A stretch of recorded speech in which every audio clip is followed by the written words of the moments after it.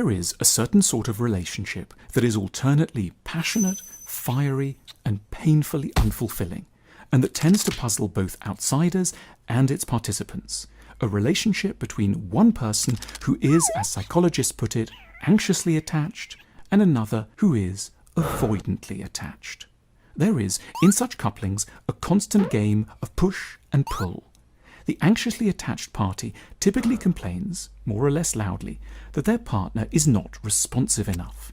They accuse them of being emotionally distant, withholding, cold, and perhaps physically uninterested too.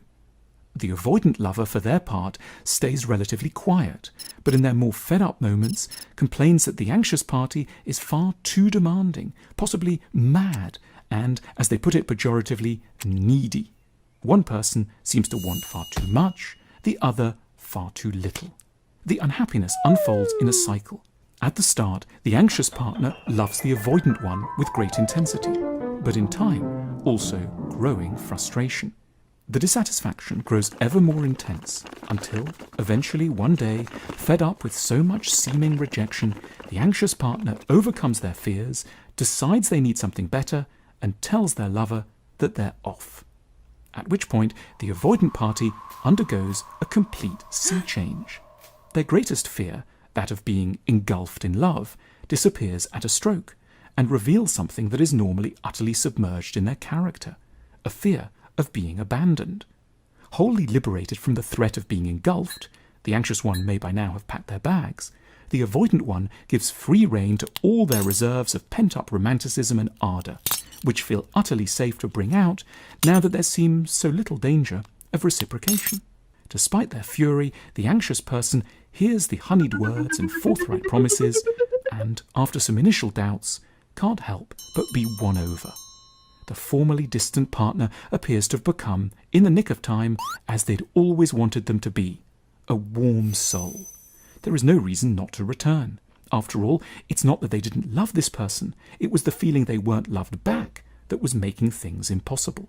For a time, there is bliss, and it seems that the couple are headed for long-term happiness. Liberated from their anxiety around engulfment, the avoidant partner gives free expression to love. Liberated from their fear of abandonment, the anxious one is left feeling secure and trusting.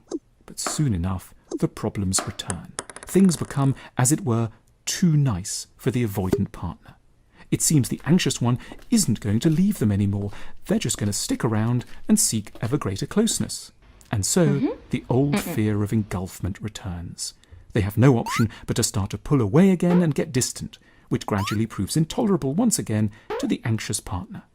Within weeks or months, the pair are back in the same situation. Fierce arguments return. The words needy and cold are once more in circulation. It's time for another crisis and another threat of departure.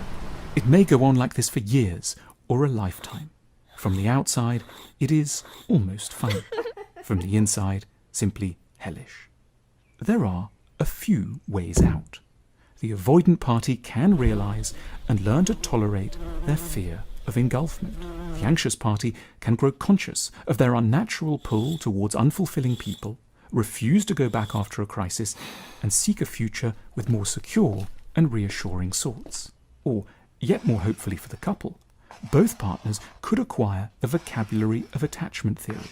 They could come to observe their repetitions, gain some insight into aspects of their childhoods that drive them on, and learn not to act out their compulsions. They can learn the games that they're unconsciously playing, and then, to the relief of all who care for them, and to the redemption of the relationship, they can refuse to play them any longer.